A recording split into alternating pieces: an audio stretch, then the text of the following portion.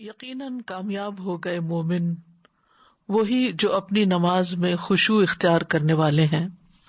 اس دنیا میں انسان طرح طرح کے مسائل میں گھرا ہوا ہے جن کے بارے میں وہ دن رات متفکر رہتا ہے، لیکن حقیقت یہ ہے کہ اس کا سب سے بڑا مسئلہ آخرت میں موت کے بعد کامیابی ہے۔ لہذا اسے سوچنا چاہیے کہ وہ کامیابی کیسے حاصل کی جائے۔ جس طرح دنیا کی زندگی میں کامیاب ہونے کے لیے کچھ شرائط ہیں، کچھ اصول ہیں، اسی طرح آخرت میں کامیابی کے لیے بھی کچھ اصول ہیں۔ ان میں سے کچھ کا ذکر سورۃ المؤمنون کی ابتدائی آیات میں کر دیا گیا ہے۔ ان اصولوں میں سب سے پہلا اصول ایمان لانے کے بعد نماز میں خشوع پیدا کرنا ہے۔ ان مومنوں کو کامیابی کی ضمانت دی گئی ہے جو اپنی نمازوں میں خشوع پیدا کرتے ہیں۔ ایمان لانے کے بعد پہلا کرنے کا کام نماز کو صحیح طریقے پر ظاہراً اور باطناً عمدگی کے ساتھ ادا کرنا ہے۔ تو آج ہم اس موضوع پر گفتگو کریں گے، اور اس گفتگو سے پہلے ہم ایمان کے بارے میں بات کریں گے، کیونکہ نماز میں خشوع بھی اسی وقت فائدہ دے گا جب ایمان درست ہوگا۔ تو سورۃ المؤمنون کی پہلی اور دوسری آیت میں فرمایا، قد افلح المؤمنون الذین هم فی صلاتهم خاشعون، یقیناً کامیاب ہو گئے مومن، وہی مومن جو اپنی نماز میں خشوع اختیار کرتے ہیں۔ کامیاب ہو گئے یعنی انہوں نے سعادت اور فلاح حاصل کر لی، کامیابی تک پہنچ گئے، یعنی آخرت کی زندگی میں کامیاب ہو گئے۔ سب سے پہلے ان کے اندر ایمان ہے۔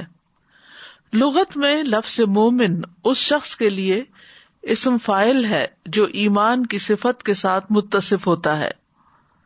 لغت میں مومن 3 لغوی معنی کی طرف لوٹتا ہے۔ نمبر 1 امن، یہ خوف کے مقابل، نمبر 2 تصدیق جو تکذیب کے مقابل، اور نمبر 3 امانت جو خیانت کے برعکس۔ تو جو شخص مومن ہوتا ہے اس کے اندر امن ہوتا ہے، وہ حق کی تصدیق کرتا ہے، وہ خیانت کی بجائے امانت کا رستہ اختیار کرتا ہے، یعنی اللہ کی دی ہوئی خبر کی ٹھوس تصدیق کرتے ہوئے اس کے احکامات پر عمل درآمد کرتا ہے۔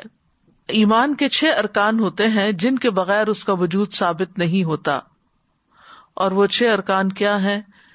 آپ نے فرمایا، یہ کہ تم اللہ، اس کے فرشتوں، اس کی کتابوں، اس کے رسولوں اور آخری دن یعنی یوم قیامت پر ایمان رکھو، اور اچھی اور بری تقدیر پر بھی ایمان لاؤ۔ تو قد افلح المؤمنون، یقیناً کامیاب ہو گئے مومن۔ یہ قد جو ہے یہ حرف ہے عربی میں، اور تاکید کے لیے آیا ہے کہ حقیقی بات ہے، یقینی بات ہے، تحقیق سے کسی بات کہی جا سکتی ہے کہ مومن ہی کامیاب ہونے والے ہیں۔ اور یہاں پر افلح کا لفظ استعمال ہوا ہے جو فلاح سے ہے، جس کا معنی ہوتا ہے چیرنا، کاٹنا۔ فلاح کسان کو کہتے ہیں جو زمین کو چیر پھاڑ کر اس میں بیج بوتا ہے۔ فلاح میں 3 باتوں کا پایا جانا ہے، یعنی ایک پھاڑنا، ایک کامیابی اور ایک بقا۔ فلاح کا تعلق دنیاوی مقاصد سے بھی ہے اور اخروی مقاصد سے بھی۔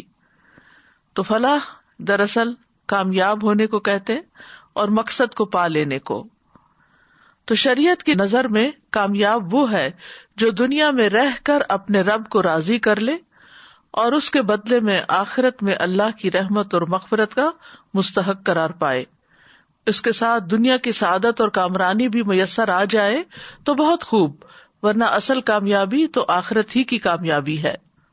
اصل کامیابی کیا ہے؟ سورۃ آل عمران میں اللہ تعالیٰ فرماتے ہیں، فَمَنْ زُحْزِحَ عَنِ النَّارِ وَأُدْخِلَ الْجَنَّةَ فَقَدْ فَازَ وَمَا الْحَيَاةُ الدُّنْيَا إِلَّا مَتَاعُ الْغُرُورِ۔ تو جو شخص آگ سے دور کر دیا گیا اور جنت میں داخل کر دیا گیا تو یقیناً وہ کامیاب ہو گیا، اور دنیا کی زندگی تو دھوکے کے سامان کے سوا کچھ نہیں۔ یعنی دنیا میں اگر انسان بڑی بڑی کامیابیاں، کوئی بینچ مارک اچیو کر لیتا ہے، کسی منزل تک پہنچ جاتا ہے، تو وہ کامیابی نہیں، وہ تو ایک ظاہری چمک دمک ہے جو چند دن کے بعد بجھ جائے گی۔ حقیقی اور پائیدار اور اصل اور ہمیشہ کی رہنے والی کامیابی تو آخرت ہی کی کامیابی ہے، اور وہ کامیابی ہے کہ انسان جہنم سے بچا لیا جائے اور جنت میں داخل کر دیا جائے۔ نبی صلی اللہ علیہ وسلم نے فرمایا، اللہ تبارک و تعالیٰ نے جنت کو پیدا کیا جس کی ایک اینٹ سونے کی تھی، ایک اینٹ چاندی کی تھی اور گارا کستوری کا تھا. پھر اللہ تعالیٰ نے اسے کہا کلام کر. اس نے کہا قد افلح المؤمنون، کہ یقیناً فلاح پا گئے مومن. فرشتوں نے کہا اے جنت تیرے لیے خوشخبری ہو، تو بادشاہوں کا ٹھکانہ ہے. تو مومن ہی اللہ کی نگاہ میں بادشاہ ہیں. تو حقیقت یہ ہے کہ اس بڑے دن کے عذاب سے بچنا کامیابی ہے. من یصرف عنہ یومئذ فقد رحمہ وذلک الفوز المبین. جس شخص سے اس دن وہ یعنی عذاب ہٹا لیا جائے گا تو یقیناً اس نے اس پر رحم کر دیا، اور یہی کھلی کامیابی ہے. پھر اسی طرح گناہوں کی معافی مل جانا بہت بڑی کامیابی ہے، کیونکہ ہم میں سے کوئی بھی گناہوں سے بچا ہوا نہیں ہے. سورۃ الفتح میں آتا ہے لیدخل المؤمنین والمؤمنات جنات تجری من تحتها الانہار خالدین فیہا ویکفر عنہم سیئاتہم وکان ذلک عند اللہ فوزا عظیما. تاکہ وہ مومن مردوں اور مومن عورتوں کو ان باغوں میں داخل کر لے جن کے نیچے سے نہریں چلتی ہیں، ہمیشہ ان میں رہنے والے، اور ان سے ان کی برائیاں دور کر دے، اور یہ ہمیشہ سے اللہ کے نزدیک بہت بڑی کامیابی ہے.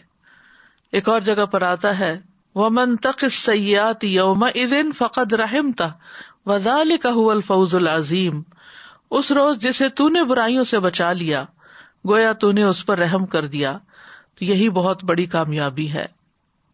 پھر اسی طرح اللہ تعالیٰ کی رحمت ملنا بڑی کامیابی ہے. قیامت کے دن نور ملنا بہت بڑی کامیابی ہے. حوض کوثر سے پانی کا ملنا بہت بڑی کامیابی ہے. ابن عباس کہتے ہیں کہ میں نے رسول اللہ صلی اللہ علیہ وسلم کو فرماتے ہوئے سنا، میں تمہیں پشت سے پکڑ کر کھینچ رہا ہوں، میں کہہ رہا ہوں جہنم سے بچو، حدود سے بچو، یعنی دنیا میں سزا سے، جہنم سے بچو، حدود سے بچو، جہنم سے بچو، حدود سے بچو. 3 بار فرما کر آپ نے کہا بس جب میں فوت ہو جاؤں گا اور میں تم سے پہلے جا کر حوض پر پانی کا انتظام کرنے والا ہوں گا، تو جو اس پر پہنچ گیا وہ کامیاب ہو گیا. پھر قیامت کے دن پلڑوں کا بھاری ہونا کامیابی ہے. والوزن یومئذ الحق فمن ثقلت موازینہ فاولئک هم المفلحون. اس دن وزن برحق ہے، پھر وہ شخص کے اس کے پلڑے بھاری ہو گئے تو وہی کامیاب ہونے والے ہیں. پھر اللہ سبحانہ تعالیٰ کی رضامندی مل جانا، یہ سب سے بڑی کامیابی ہے.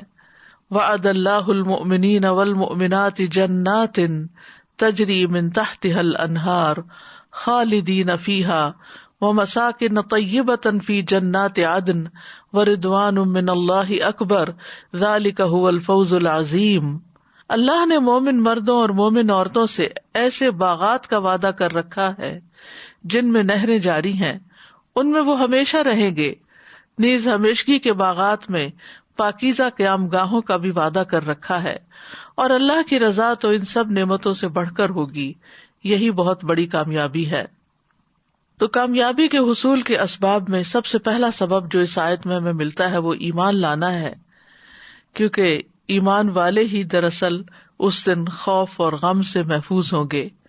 الا ان اولیاء اللہ لا خوف علیہم ولا هم يحزنون الذین آمنوا وکانوا یتقون.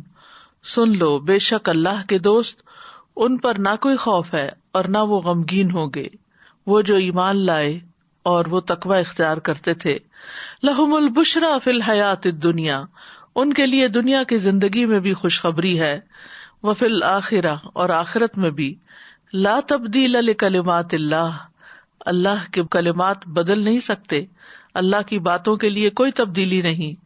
ذالک هو الفوز العظیم، یہی بہت بڑی کامیابی ہے. پھر اسی طرح ایمان اور عمل صالح سے کامیابی حاصل ہوتی ہے. اور عمل صالح کو صالح اسی لیے کہا جاتا ہے کہ وہ انسان کی اصلاح کر دیتے ہیں، یعنی جیسے نماز پڑھنا، صدقہ خیرات کرنا، جن چیزوں کو بھی ہم اعمال صالحہ کہتے ہیں، وہ دراصل انسان کو صالح بنا کر انسان کی اصلاح کرتے ہیں. اور جب دنیا میں انسان کی اصلاح ہو جاتی ہے تو وہ دنیا کی کامیابی بھی حاصل کرتا ہے اور نتیجتاً آخرت کی بھی.